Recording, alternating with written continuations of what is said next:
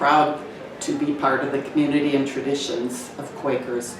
Our history includes many strong and principled people who've actively pursued justice in areas such as racism and prisons. Quakers stand for peace and for acceptance and love of all people as equals, carrying the light within everyone. I'm very proud to be part of that. A bumper sticker that was created by Friends Committee on National Legislation, that was an anti-war bumper sticker, was appearing all over town, not on just Quaker cars, but all over town, all over the state, and when I traveled around the country, I would see this everywhere. And the bumper sticker read, "War is not the answer," which is something I deeply believe. I know that I'm deeply interested in having as much of a positive impact as I can. I have never tried to proselytize anyone. On the other hand, I have tried to live my life in such a way that I am something of an example to other people. On the national scale, we have Friends Committee on National Legislation, which is a group of about 25 lobbyists who have a pretty good reputation and they focus on one thing. For example, recently, criminal justice issues was their focus, and they joined with other groups and are quite effective. And then we have the American Friends Service Committee, which is a very old international group that helps people who are suffering, immigrants and many other ways. Quakerism provides the hope for change because our past indicates that we are a people of change. I believe that we focus on the part of Quaker practice that is listening to that inner teacher, but you can get stuck there and you can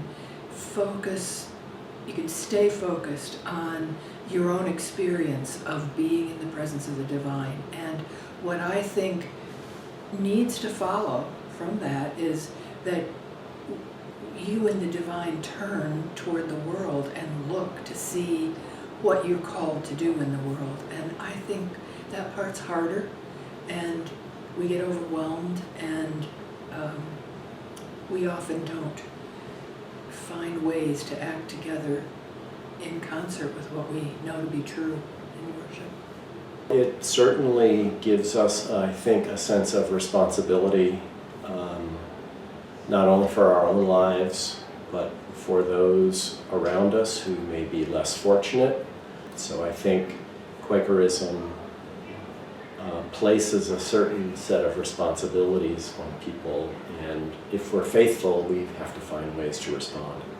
I think that as a peace community, we're like a home, an anchor for peace. Also that we need to continue to be active and not complacent.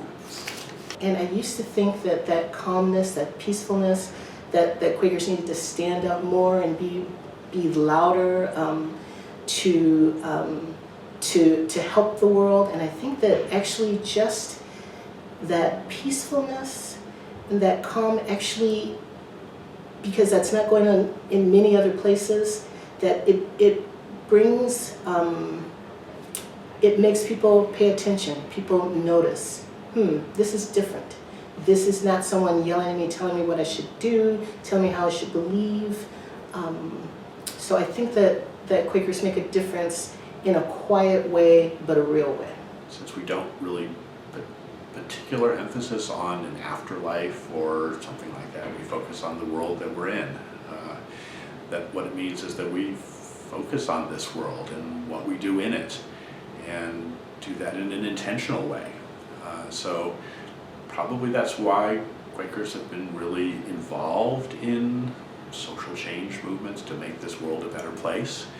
And I starts back in the scientific revolution. Science and Quakerism really started at the same time, and Quakers were very involved in scientific work from the beginning of chemistry, John Dalton, all the way up to the testing of Einstein's work with Eddington.